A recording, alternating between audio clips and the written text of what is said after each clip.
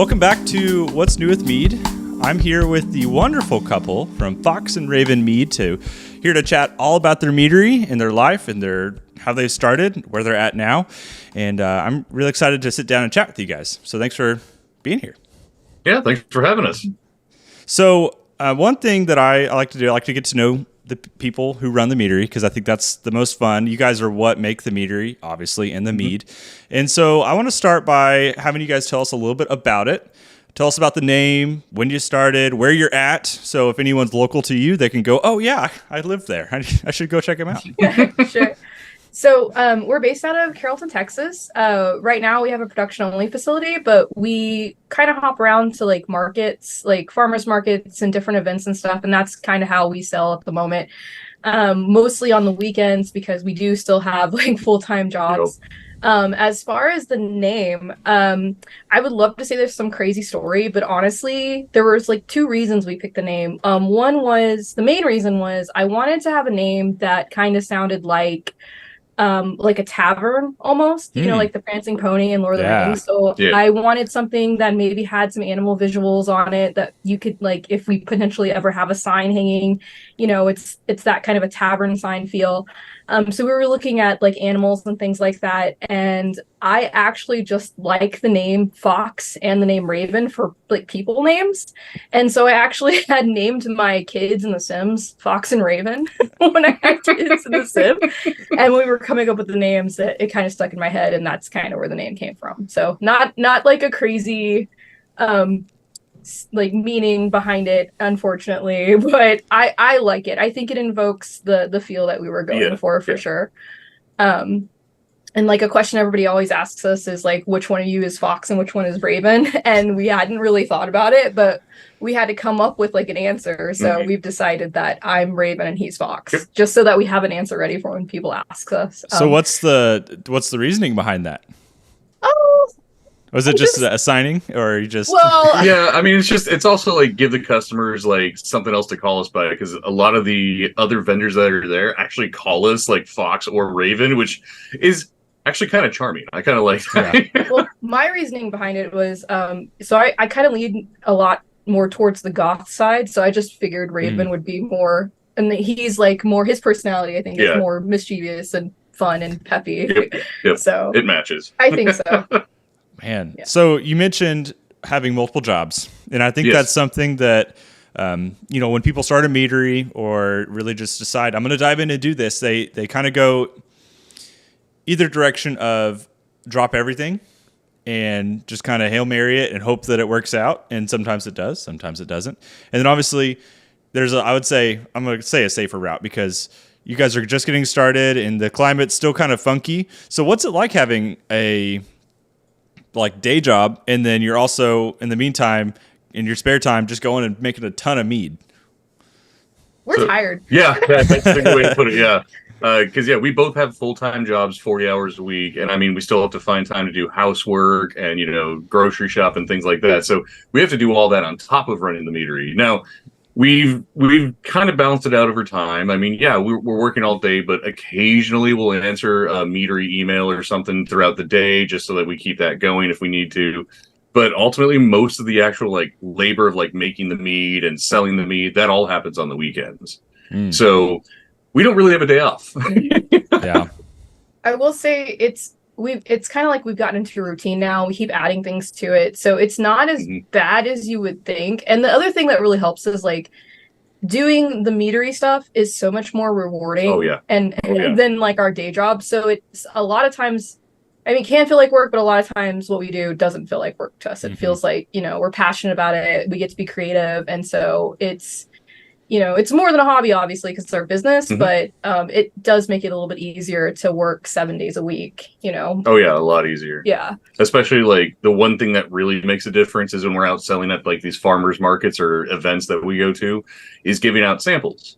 So, because, you know, you want people to know what they're getting into before they buy a bottle, but, like, actually seeing their reactions to taking the samples is usually very rewarding. Now, you get the people that are just like, ew, gross, and that's fine. You know, it's not for everyone, and that's okay. But like most of the time, you get people going like, oh, I don't know if I want that one or that one. And then they're just like, and he's like, you can get both. And they're just like, so they like really think about it. But like seeing them struggle to decide which one they want to take home is just very rewarding in its own way.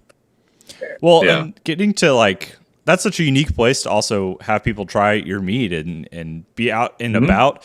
I feel like a lot of meaderies, unless you have a store front and you have like you're pouring mead actively, you don't always see the reaction of people tasting your stuff. So that's like so unique and so fun. And every time I get to like share stuff with my friends, I get a small glimpse of that. But I feel like it's so much more cool when it's people you don't know, and it's like, because I think we all know this at this point. Our friends generally like booze, and most people just they're going to take said booze no matter what. And it's a little bit hard to trust their opinion. But when you have some random person who doesn't really know you taste your stuff and go, holy cow, like they have no reason to lie to you. So that's just so cool, No, and on that same note, they usually have no problem doing that.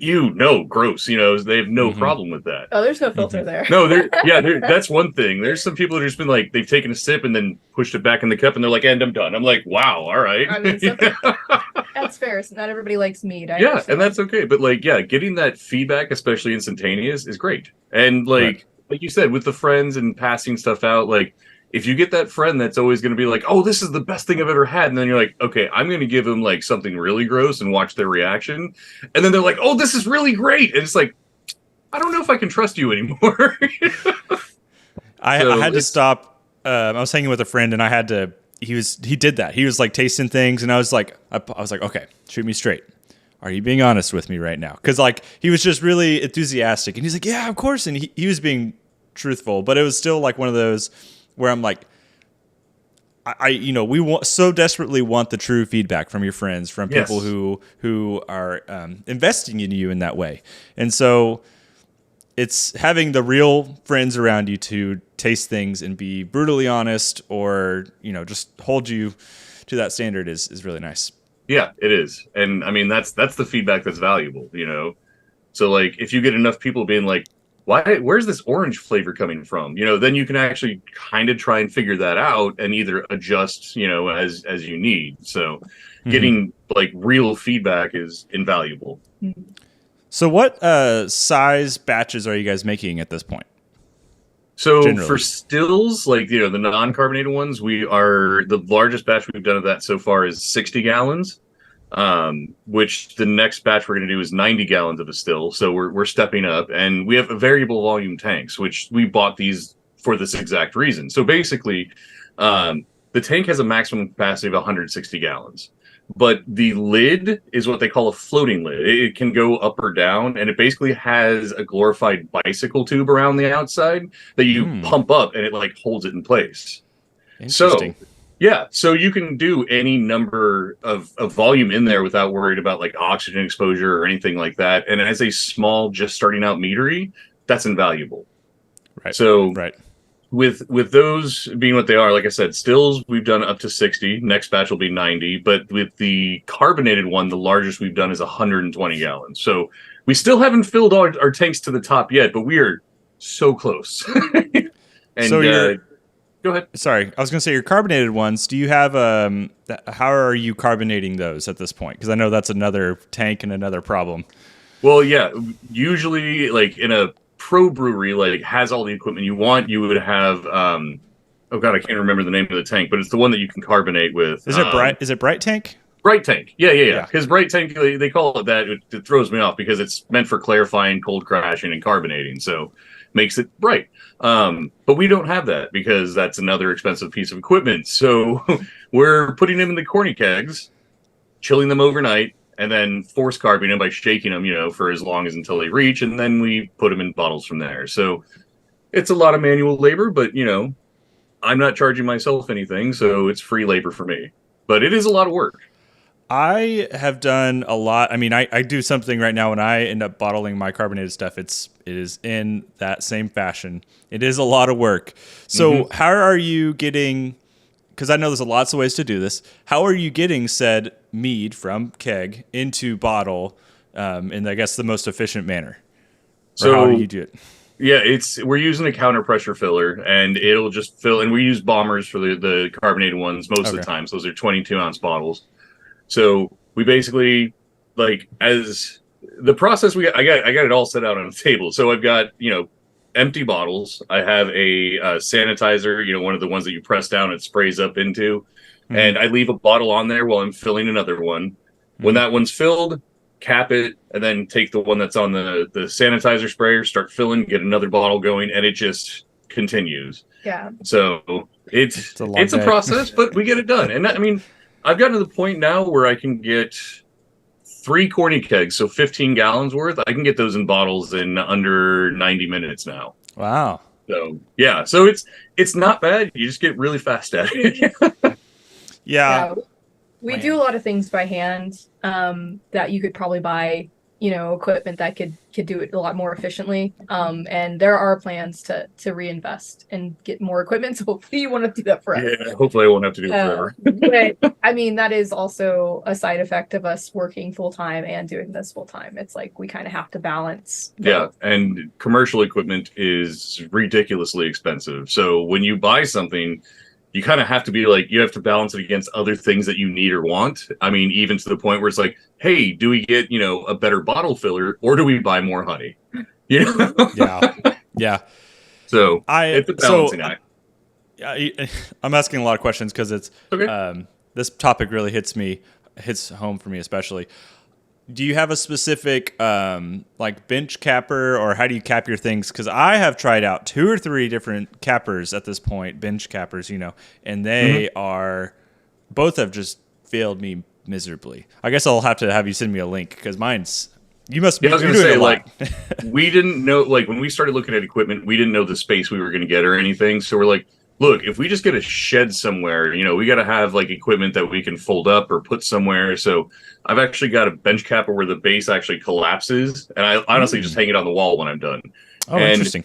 That one actually works very well, and it's actually really durable, and I have been extremely happy with it. And it's the only one I've used. So I'll send you the link for that one. I don't know the name off the top of my head, but it was one of the more expensive ones, but I really wanted the collapsible feature. So right.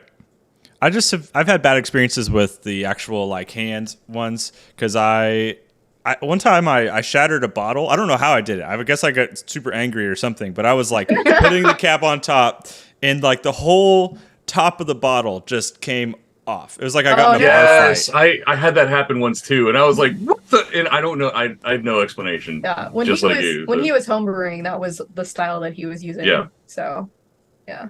So, I still have that one, but that bench capper, it's great.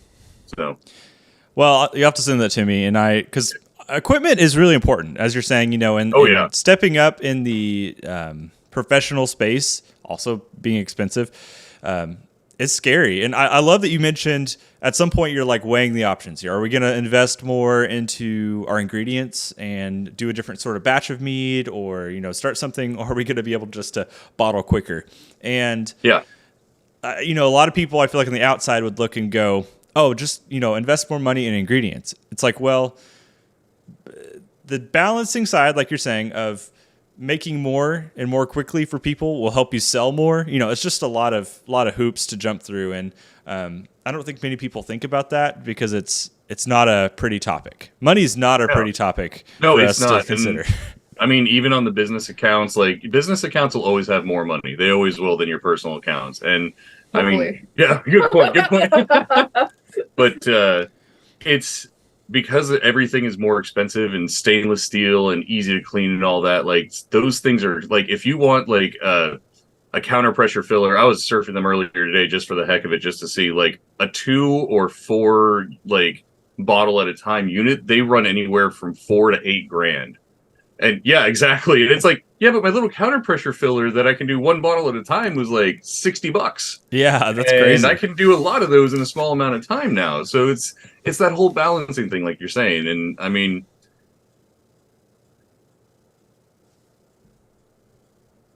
do I want point? But in the meantime, I can use this. It's not costing me anything extra or anything like that. It just costs some time, and that's okay. Yeah. So yeah. I want to say about half of our equipment is still technically homebrew equipment, but it works. You know, I'm sure we could find a way to duct tape 4 of those, last Northern Rear last straws together, and right? just we could jerry rig something. We could get something going real easily. $250 tops. We don't need to spend $4,000 to $8,000. Yeah, that's what I'm saying. Like, and if you want to get a little homebrewy and start like doing some plywood and start making some weird contraptions, like I've seen it. People do it, and hey, if it works, it works. I mean, okay. If you're saving money too, move it faster. So one thing that's fun is like we got to meet in person. I don't normally get to meet people in person from Meaderies, but you guys came to Mead Stampede the weekend and hung out with us, and it was super fun to get to meet you both. And we were kind of talking about all the different meads. I got to sample some of your stuff because you guys were gracious enough to bring some to try. I'd love for you to tell us a little bit about like what are your flagships? What are those top ones you make all the time? So the one that we make the most of is going to be our carbonated traditional, and it's we call it "Hello, my name is Mel." There's a lot of layers to that. Like the first being like the first thing you do in learning any programming language is you say "Hello, world." So this is the first mead we put out, so that's part of it. But the other thing is, the style is a hydromel. So on the label is a hydra that we have named Mel. Oh, that's fun, right? But yeah, no, it's a dry traditional. It's on the upper end of dry, so it's 1006. But like it's just balanced very well with some acids in there and everything. And I was actually kind of afraid to put that one out as the first one. Like it's delicious, but like I wasn't sure if people were going to be ready for like a dry carbonated mead. But we recently ran out about a month ago, I think. And we've had more demand to get that one back than we ever thought. So that's what I started yesterday was a 100-gallon batch of that. So do you have access to the same honey? I'm assuming because like you got to stay consistent, you got to use that same honey source. You so do. Is that local and too? That's another problem we just ran into actually. So the honey provider we were using just decided to leave state. So I was like, oh, cool. But they're like, yeah, but we'll give you free shipping on orders of over $2,000. I'm like, I haven't put in a single order over that amount yet. So it was kind of like, okay, so our options are pay for freight shipping, which is a very expensive amount. It's usually anywhere from $300 to $500, and the tracking on it's not as good. So you can't be like, oh, it's going to be here Tuesday at 8. No, they're just like, yeah, it's on the way. That's a challenge that we run into because since we work full time, and since it's a business, people assume we're there during regular business hours. So they'll just send us our freight. And I'm like, hey man, we're not there, There's no warning either. So. Yeah, so freight shipping's been a challenge for us. Yeah. If you want to talk about challenges, that is a challenge. But going back to the honey, so we've had to try and find a new honey provider recently. And a lot of the people on the Discord were like, hey, try a few places. But the one that kept coming up more than anything was Walker's Honey Farm, which is actually only 2 hours from here. And they're also the ones that do Dancing Bee Meadery as well. So we've had their stuff before. It's like, yeah, let's go ahead and try it. So I took a trip down there, picked it up. The honey for this batch of Mel, Hello, my name is Mel, is not quite the same. It's a little bit more floral, but it's delicious. So it'll still make a good product. And that is one thing I know about that recipe. It doesn't matter what honey I throw at it. It'll be delicious. It's just a little different based on the honey varietal. Well, and you can tell people that too. I think that's the fun thing about mead is, like beer collectors will collect the same stout from like, I got the 2019 and then the 2020 and I got the blah, blah, blah. And, they'll see the difference between the years. And even with going to the same honey provider, the terroir and how the bees performed and like, did they get into some extra stuff around, like is always going to affect what that honey kind of tastes like. And I don't think there's ever going to be a time where it's 100% the same, but it'll be dang close. Yeah. And I mean, the bigger the honey farm, the more amalgamous everything will be because they put everything together, or more homogeneous. That's the word. It'll be more homogeneous and taste similar even with those variances. But I mean, honestly, like one of the better things, like you said, is just the variables you get. So, well, I think that's interesting, especially, dry, carbonated, traditional. and people are automatically going to start thinking champagne style, when it gets to that dry point, because you don't have a lot to lean on. And so you're really just hoping you have done well with yeast process. Have you treated your yeast well? Have you given them nutrients? Have you fermented in their range?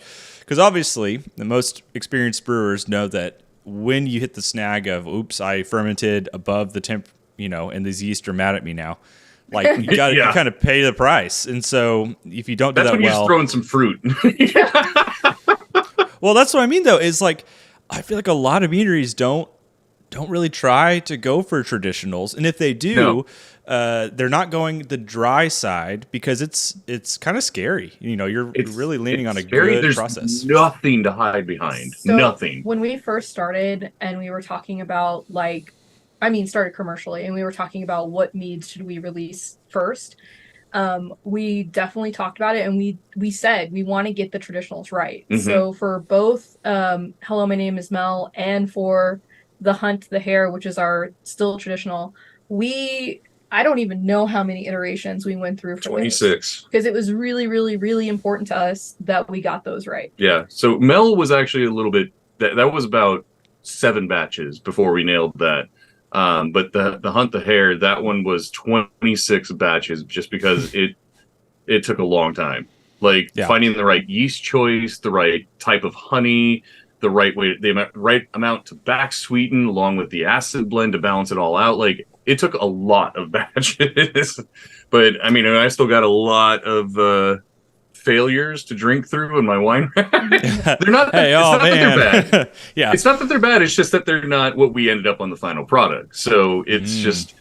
And the reason my thinking for that was I feel like, so mead's still relatively new for a lot of people, and so when somebody comes into a meadery, they're I feel like they're gonna be give me your base, give me just the regular, give me the traditional, and they're gonna judge everything else by that. Yeah. So you have to get that right. They're not, because I feel like people in general, for the most part, don't necessarily know the process of brewing or mead making or anything like that. So they're not going to know that this one has fruit in it, so we can hide behind that or whatever. They're just judging you on that traditional, what they think, which they think is the base. Yeah. They think they start there and then you add the flavors on top of that. Well, that's true in some cases. Most of the time it's not. Right. But I mean, that's a good educated guess. It is. It very much is. And also, if a meadery doesn't have a good traditional, it's not saying that they won't have other good meads, but I just start questioning their other meads, because I'm just can you just not do a traditional, or is it just not what you like and you like the flavored stuff? But I mean,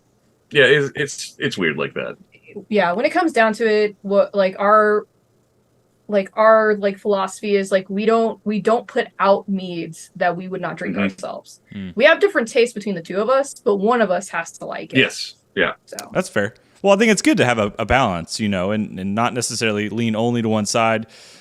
It's really easy to get stuck in a rut whenever you only ever are in one style, and I feel like you guys are already dipping your toes in we want to have a traditional, and we want to have this, and we want to have that.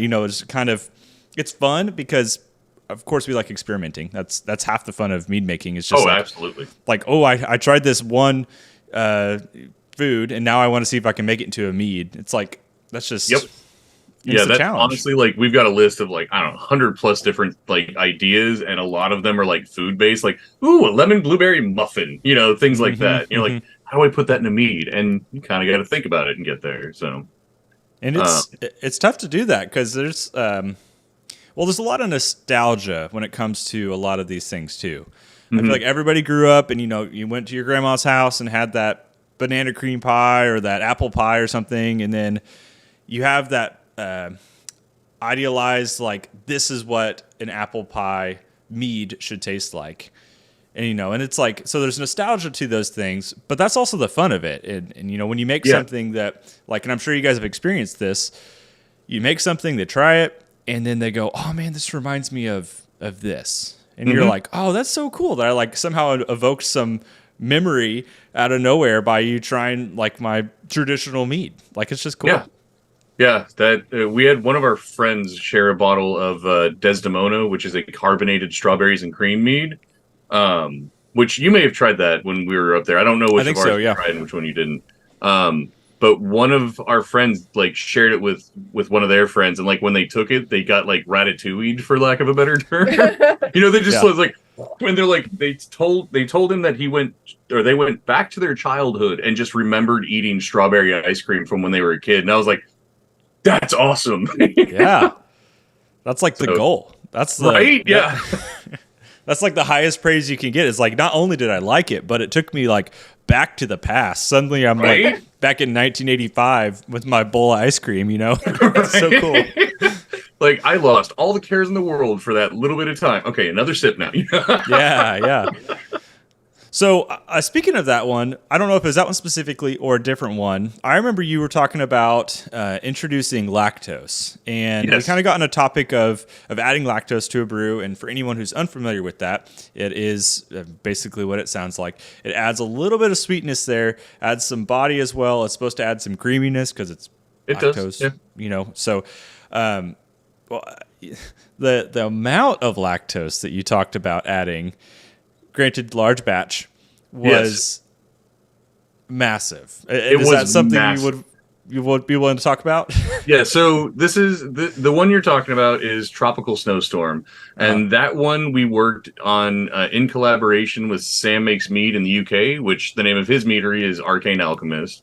He came to us with the idea, and then we're like, okay, do you have any ideas for what we want to do? And he's like, well, we have this ice cream called Solero.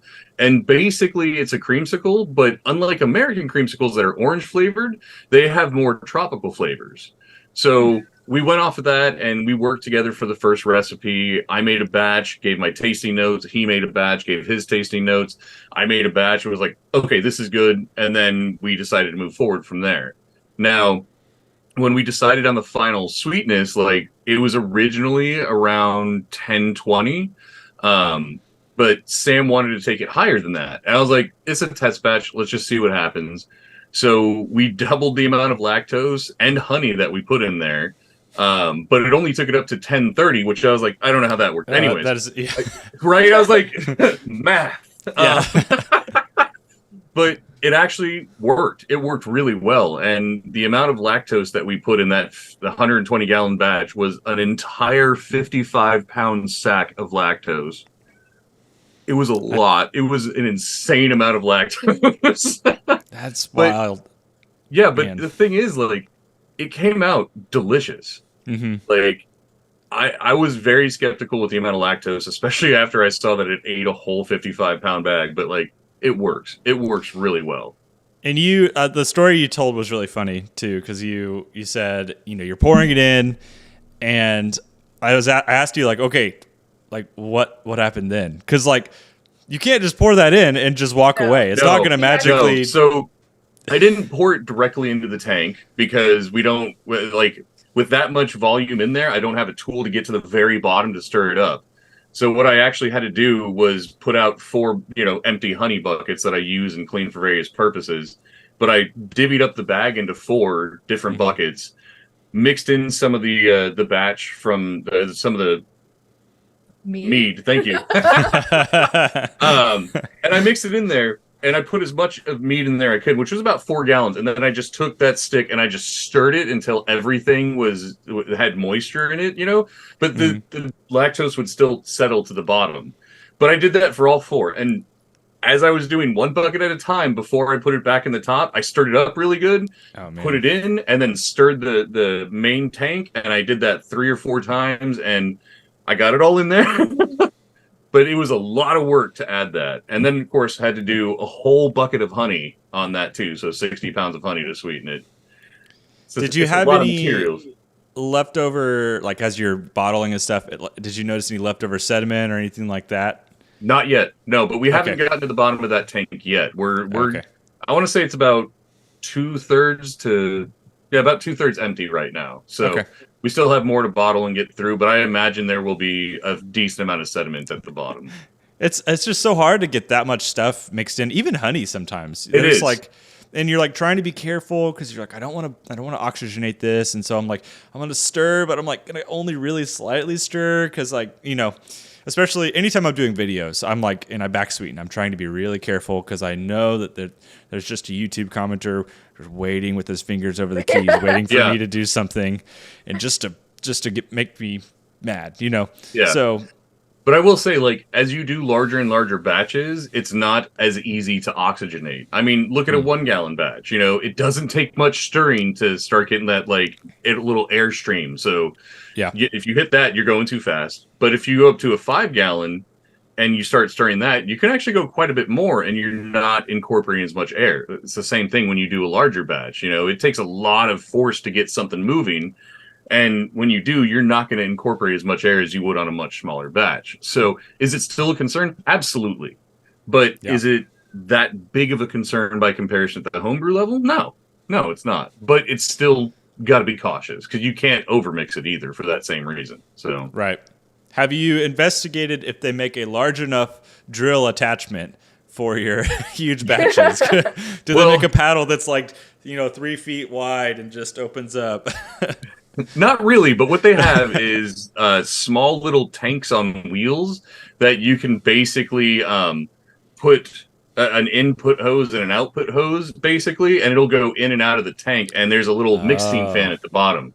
So if you want to mix in honey, you just hook that up, get the pump going so it circles it through, and then get the fan going, if you will, and then you just slowly put stuff in there, and it'll mix as it goes in. That's cool. That's expensive. Oh yeah, it sounds. Yeah. Oh, we can make again. We can DIY this for sure. See, that's what I'm like. I'm all about, like, if I can find a way to like DIY it or even just use homebrew stuff or modify that to work, cool. But like, I have not looked into the drill attachment to reach the bottom. But I mean, it's taller than I am, so it's got to be at least 6-7 feet. You know. Probably, yeah. Probably not reaching the bottom or something like that. Yeah, but also like, I'm also very skeptical about using metal tools on stainless steel. Like, I know it's fine, but like my brain's like, you're gonna scratch it, so don't do that. But I know it's gonna be fine, but I can't bring myself to do it because the tanks are expensive. I can't imagine. Do you guys have your next steps? I guess obviously you're making more mead. You're gonna keep the same things going. Mm-hmm. You're gonna eventually fill up this vessel. Do you guys have a dream list, so to speak, of like, if money weren't an option right now, we've already got this. Like, have you investigated the next steps, or is it kind of like the next step is like me quitting my job? Yeah. Yeah. Absolutely. And she gets to go first. That's fine. Yeah, I was gonna say if money was no object and we didn't have any kind of barriers like that, it would definitely be me quitting my job because I handle a lot of like the marketing, the social media, the design, stuff like that. And I know that I have enough work to definitely fill an entire day. Oh, yeah. Well, I mean, not only that, you also do the art for our labels in our company, but like also you can do art for other meaderies and wineries and stuff like that. Yeah, I could if I could transition. At a certain point, I will transition to doing that full time instead of working. So I think equipment wise, do you have any like wish list things that I don't know about? A new bottler of some sort. We're on it. We're gonna make one. Don't worry. I'll get a prototype to you sent out this next week. Yeah. The other thing I would really like is a bright tank, so I don't have to carbonate everything by hand. But I mean, that's all bigger equipment. That's just going to take a little bit of time. You can't ask me because I'll be like, I want a couch and like a rug, like stuff to decorate.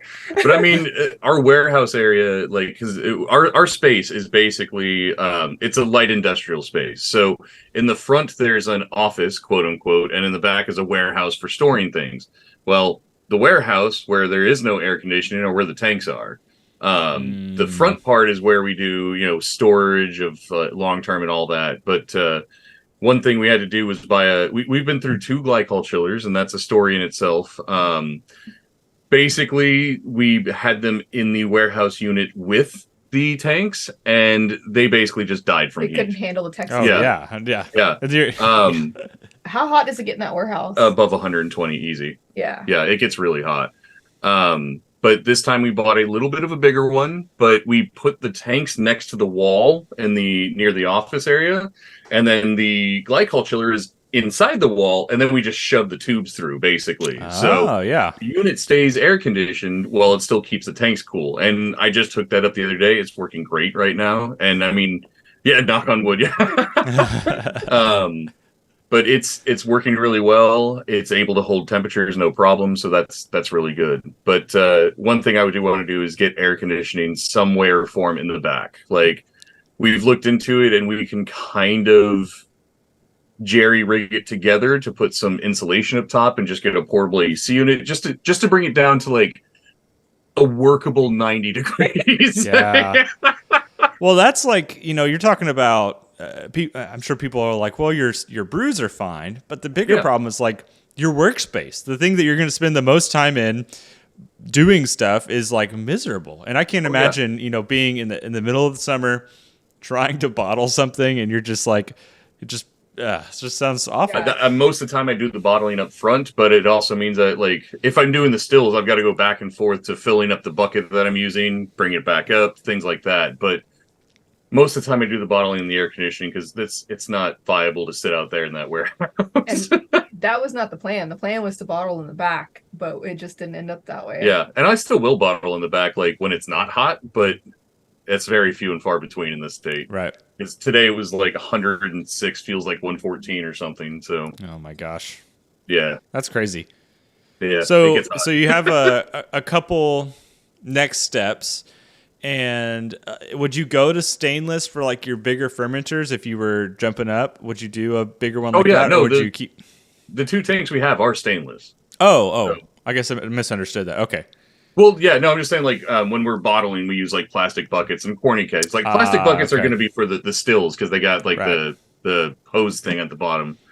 But yeah, no, the tanks are stainless. Like I said, 160 gallons or 600 liters is what they actually are.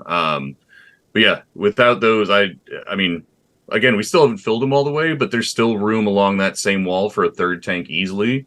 So that's the thing. But I mean, and we can always go out a little further too, kind of stagger them, if you will. What's it like to go ahead, sorry. No, go ahead. I was gonna say, what's it like to clean a big old fermenter like that? How bendable are you? No, so there's actually an access hatch on the front end. So after it's all done, I can take buckets of water to like push out all the leaves, and it'll go to, because we have floor drains installed, which that was another fiasco. That was a very expensive fiasco. But yeah, we'll basically clean out all the leaves and everything, and then once that's all cleaned out, I'll get some PBW and a rag and just go in through there and just scrub everything by hand as best I can. As far as the sidewalls of the tanks, I get what I can reach, but then I use my big mixing spoon and put the rag against it and just kind of like scrub up and down and just kind of go around. I've got to do it a few times because I'm doing it by hand because we don't have a clean in place valve or anything. I'm not even sure if they make one for it. So it's a lot of scrubbing by hand. Again, that's okay. Yeah. Yeah, it's like a recurring theme with us is doing things by hand that we should honestly have equipment for. Yeah. But that was something that like was important to us too, was like starting off as cost effective as we possibly could. So So have you guys entered any, like, sent your meat off to any competitions or anything? I know there's a whole commercial sphere of mead competitions. Have you guys been entering any at this point? So we entered one competition, and that was Texas Mead Fest. And at the time, we only had 2 brews, and that was Hello, My Name is Mel, the traditional hydromel, and then the Desdemona, which is the strawberries and cream hydromel. We submitted them both, but across that whole category, there was only 6, so they combined everything. And we got 3rd place with the strawberries and cream. So that's great. In our first competition, that was good. We're about to fill out a whole bunch of stuff to send to Valkyrie's Horn because they have very inexpensive commercial fees. Most commercial entries are 100 to 150 or more per bottle, wow. And Valkyrie's Horn is 50. And I'm like, oh yes, we'll enter everything. Wow, I didn't realize that. I've only been on the homebrew level, so I've I've lived in the $10 to $15, and I'm like, man, I'm spending a lot of money right now.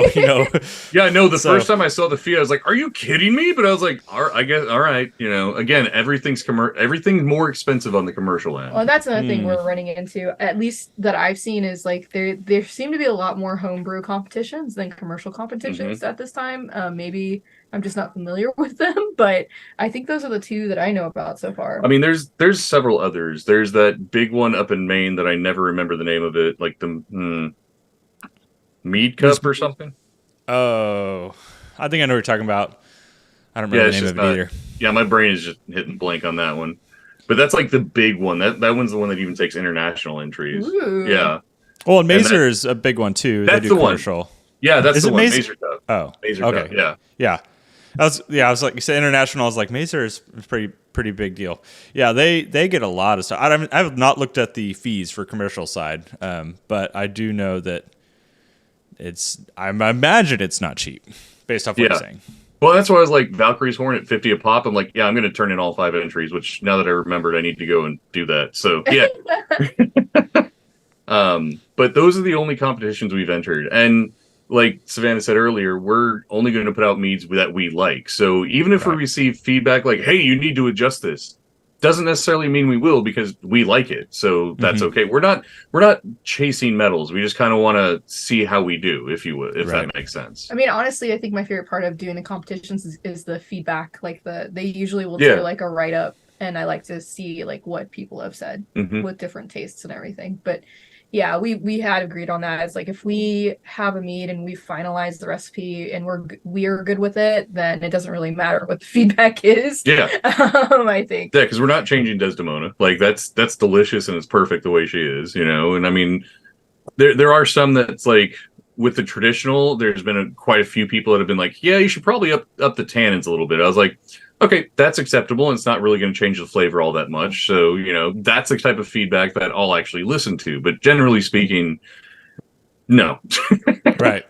Well, you're talking about too, like, at least it seems like it, multiple people giving the same feedback. And sometimes in competitions, we don't get that. Sometimes competitions are just like, you know, to the 2 judges that were there, they're the only ones that tasted it, and they might have hated your mead for whatever reason. And then it's hard to say, even on like the Mazer Cup level where you have theoretically judges who are really well versed in mead itself, to say like their opinion. I'm going to dictate everything that I do about this mead based off of 2 people. Now, if you send it to like 10 competitions and then they all say, hey, this needs more tannin. Okay, I'm going to be prone to believe that because it's... Yeah, exactly.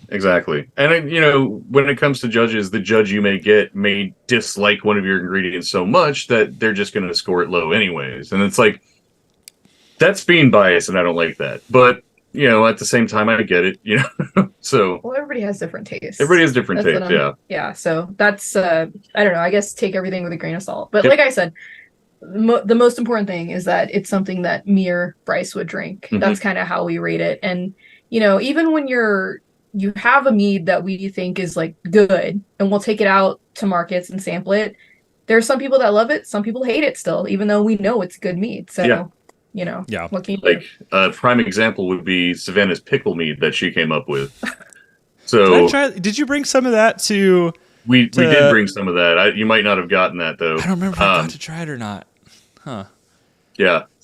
Anyways, that one is very splitting of opinions. Like, some people were just like, this is fantastic. Other people like, nope, I don't like pickles. You know? But it's kind of a bit of a marvel that she pulled off, because in the commercial brewing space, as a winery, you can't use grains because, you know, that's for beer. But you also can't use a whole list of other weird ingredients, vinegar being one of them. And that also includes items that contain vinegar. So we can't use pickle juice. We can't use actual pickles. You know, we have to find a way to get that pickle flavor without using those ingredients. And it was Savannah that came up with the recipe for it, knocked my socks off. She knocked it off in the first freaking try. It was a joke. Yeah, it was a joke, but it's delicious. I literally just wanted to Frankenstein something together, a mad scientist something, just to see if I could do it. And I did do it on the first try. On the first try. That's the more impressive part. Yeah. So that's one example of that. So we were in the car. I after our long mead stampede weekend, we decided to all go out and hang out, and we had a whole party thing. And so I brought her back to the hotel, and I was talking to her about cucumbers and in pickle stuff. And we kind of got on the topic of that. And so I'm not going to ask it on here because I know it's proprietary knowledge. Later on, I'll tell you my research that I've had and tell you what I experienced, because I've been doing a lot with cucumbers. My goal is to do really well in mead. It's very underrated. I'm kind of going a different route than y'all. You guys are going for the pickle. I'm not going for the pickle. I want just the cucumber. Give me that straight up fresh cucumber. I've got another water. recipe that's just a cucumber one, cucumber, mint, and lime that turned out really good. So that's so close to what I'm doing. I don't have the mint in there. I've been doing cucumber and lime. Yeah. And because that's been really good. But then, like, I don't know, cucumbers have been an interesting thing to investigate because they're surprisingly tannic. Like the skins of them themselves are also have a lot of things, and so like there's just been a lot of experimentation on my side. So it was fun to poke your mind though, and to also hear you be like, nope, I'm not gonna tell you that. Like this is proprietary knowledge. No, she won't tell you, like, because there's one ingredient in the pickle mead that exactly, secrets. That she will hold on to, and that's honestly the critical ingredient that makes it taste like a pickle. So I'm like that. I'm like that grandma that gives you a recipe, but she leaves like the key ingredient out. Yep. Oh yeah. Her cookies will never taste like her cookies. Yep. I get that though. No, when I was researching cucumbers, go ahead. Oh, I was gonna say I get that. That's yeah. Oh, okay, yeah. Okay. No, when I was researching cucumbers and how to do it in mead, like I found enough people that said, "Hey, you should take the skins off because it's gonna give like a kind of chlorophyll-y taste, and chlorophyll-y." Okay. Anyways, kind of taste to it, and I was like, "Yeah, that's not really what I want." So, like the first time we just tried removing them, and we still got the pure cucumber flavor with it, so that was good. But I haven't tried anything with the skins, because I'm just afraid of that flavor coming through. It might be a unique flavor for some recipe, though. It might be. And it also might be one of those, like, hey, if you use 4 cucumbers, leave the skin on one of them type of situations. So yeah. I after doing stuff with the skins, because the first iteration I made, I literally just chopped it up, didn't remove any skins.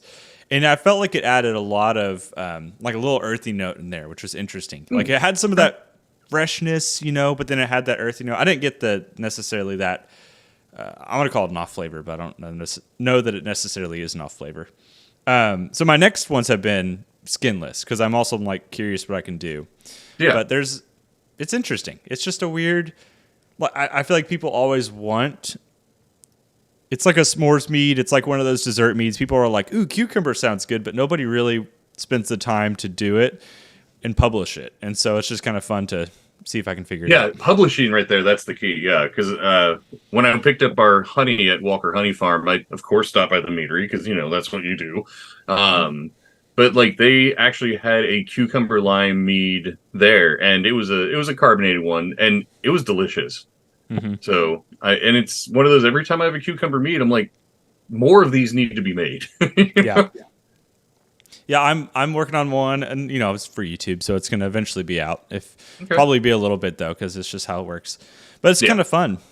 So I want to go back, like way back in a moment, because you mentioned something early on, and it caught my ear, not eye. So you mentioned balancing a mead, and you specifically said, how much acid blend to add. Correct. So my question is, do you find when you are balancing things, are you guys getting real specific and saying, I want to use specifically citric and malic in this, or are you guys doing a true acid blend? And you just, you know what I mean?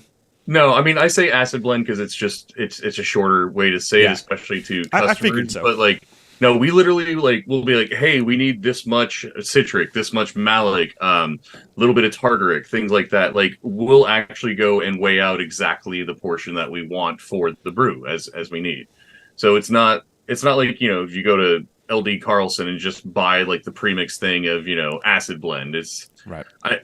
Those are okay, but like you have no control over it. So it's what somebody else wanted. And that's, citric acid is probably the strongest out of all the acids I've used, and it definitely has a unique taste. You get the softer malic one, and even more when you get into like lactic acid. That one is just like smooth and just gives a nice little subtle to it. But like you want a balance of at least 2. because you have to play them off of each other as well as the tannins, and you can't go too strong on the acids because then it eats all the honey flavor and all you taste is the acid. So you got to kind of season it correctly, if you will.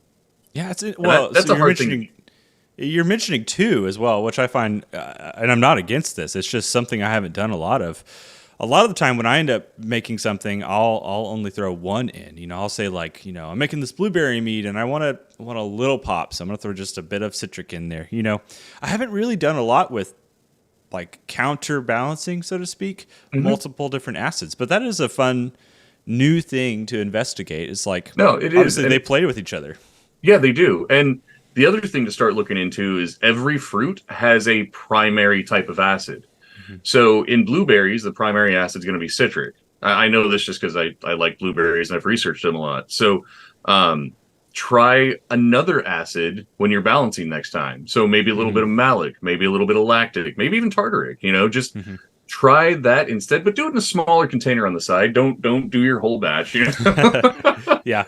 And you don't need much to make an impact of the flavor, but you can also in your sample overdo the strength just to kind of get a better realization of what it's going to do.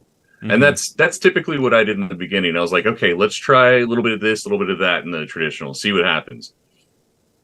Don't really like it. It needs more something. And over time, I eventually started being able to distinguish the different acids. So that's just an experience thing. But I do find that if you blend more than one acid, it just gives everything a little bit more of a depth of flavor.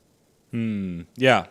I'll have to do a little trial now. That'd be kind of fun to do some new testing and kind of see what I can learn about it. I always love getting to try new things, especially because you just mentioned being able to pick out citric and malic and tartaric and actually say oh, I register what this is. I understand what this is.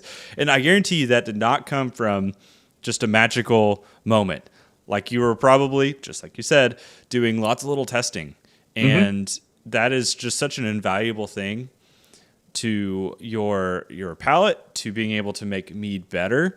And I just there's no workaround for that. And I feel like people want to cheat and just kind of go to the internet sometimes and say, just tell me what to do. Just tell me what to throw in there. And it's like, well, my advice might not be the perfect thing for you right now. Yeah. And I mean, but that's kind of how I started down the acid tannin balancing thing. Is like, number one, I watched a lot of videos on YouTube before I did anything, which doesn't mean anything unless you're kind of doing stuff with it. So basically, I took a couple of recipes that were listed online from wherever, I don't remember at this point, and I tried a few different recipes that those people said, like, this is my favorite traditional or things like that, and I would make that and be like, just taste it, kind of get a feel for it, do another one, kind of get a feel for it, and then from there, you can kind of start developing your palate and what you like and what you dislike. And like you said, just tons of little experiments. And after a while, you can start picking that out and then be like, okay, so in this traditional that I'm making, my final one, like, hey, I need, X amount of grams of this, X amount of grams of that. And you can go from there. And then if you don't like it, you can adjust from there. So it's just about training your tongue and your palate and just being able to distinguish things and just making a good product. Right. Well, and I want to encourage people. You're saying the exact same thing that I'm about to say, but people just need to do more. Just, it's really unfortunate what I'm telling you to do is drink more mead. That's just, I think the basis of what I'm trying to say here is drink more mead and make more mead. I think that's the only way you're going to get better at this is like experiencing different things. Yeah, and find those friends that will tell you they did not like a certain thing. Or if they're like, it was good, but cool. Those are the people you want to give stuff to. Right. Yeah, I could go on that topic all day because I have some friends. I love them dearly. Man, they are wonderful people, but they want the free booze. And they get the free booze. I mean, that's the truth, is they get the free stuff.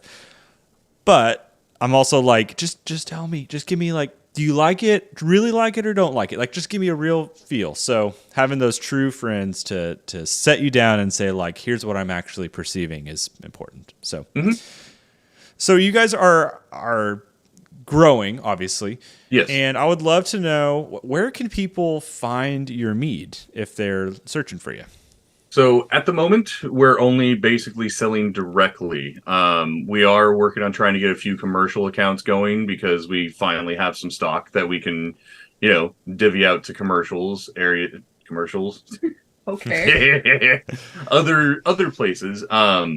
We already sold some to a bar outside of Fredericksburg called Six Shooter Cellars, so she's got some of our stuff. We will have some on tap at Outfit Brewery. That's just I think it's in Fort Worth, just outside of Fort Worth. I believe so, yeah. Yeah. Cool. That's going to be there at the end of this month for their I think 4-year anniversary, I think they said.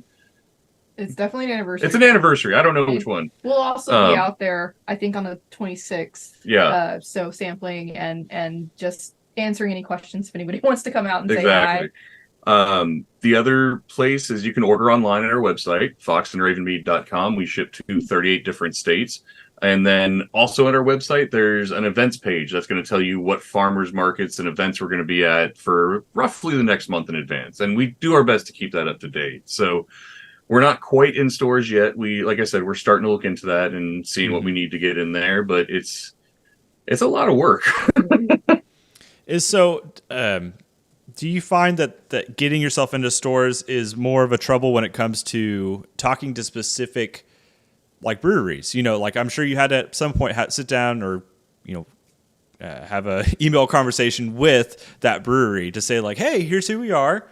Here's what we're doing. Was that the hard part, or is there more legal logistics that are the difficulty? Yeah, so there are some legal logistic stuff. The Outfit Brewing thing was kind of a cool situation because we were out at a market and we met Preston from Outfit Brewing, and he kind of talked to us for a little bit, and then later on we got an email saying, hey, we like you guys' stuff, we'd love to carry you or whatever. So that was a cool moment. I think the biggest challenge for us right now really is having a full-time job because, we're trying to do business with businesses, and those businesses have business hours and we are working during business hours. Yep. So we do handle a lot of our stuff the best we can through email, and it makes it go a little bit slower, I feel like. But hopefully again, one day soon I'll quit my job and that'll be my role, getting us more into that, store commercial space. Yeah, but it's a lot of legalities as well and things like that because, you have the federal government who they are pretty hands off, honestly, when it comes to the whole winery thing. We haven't had to deal with them pretty much at all, other than getting the license and all. But the Texas is very fun with their laws, to put it nicely. But there's such things that hey, a brewery can't sell winery products, but some breweries do carry both a winery and a brewery license, so they can sell some. So, and they do that intentionally, because you get, I'm just going to use this typical thing. You get a husband who wants to go out for a beer, but the wife doesn't. She wants some wine. Well, they've got both, for that. So in this case with Outfit Brewing, that's exactly what we're doing because mead counts as a winery product. So we're able to sell to them because they do have a winery license just like we do, or at least a tap house license or something that allows them to sell like that. So, but also just trying to sell mead to an alcohol store in general, it's still a hard sell because they don't know what it is or they don't think it's going to sell, and they always put you in the dark corner that no one else wants to go to because it's in the dessert wine section. Right. Yeah. So it's always fun.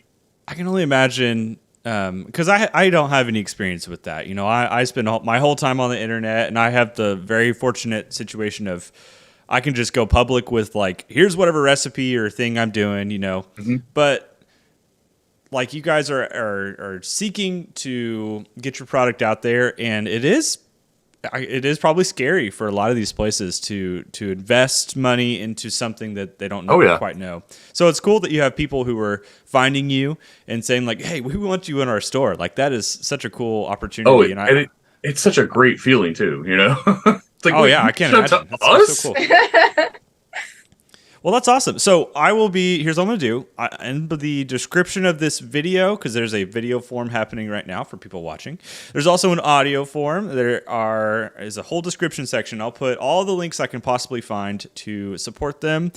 And if you're local and you hear the name Fox and Raven Mead, you should be running toward them as fast as you can to meet them and to try their mead, because obviously they're doing great things. And it sounds like you guys have some, like you said, shipping options. So for the people who are not local, like myself, we can easily hop on and support you guys, buy some mead.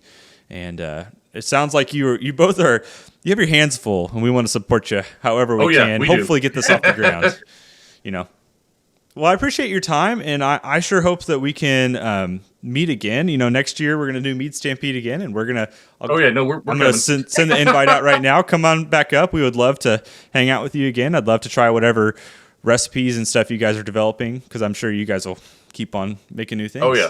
Yeah, no, we've got plans, and we do seasonal flavors and things like that, and it's just basically we'll make something, and when it's gone, and... Maybe it'll be back next year. Maybe it won't. Who knows? So get it while you can. Yeah. Buy 2 bottles. You should drink one of them, and then you hold the other one for later. There you go. That's the trick right there. Yeah. Well, thank you guys for your time. And again, go check out those links. Please go and support them, because they're working really hard. They're making great mead. I can attest to that personally. So I hope you will go support Fox and Raven Mead. So I've had a lot of fun getting to chat, and I'm about to pick your brain a little bit about the cucumber stuff, but I didn't do it on air. So, okay, cool. If you want to, you guys, the people listening, you'll hear about my cucumber adventures in the future, but not here. So, thank you guys for sitting down with me. Yeah, thank you for having us. All right, we'll catch you later. Bye, guys. Cheers.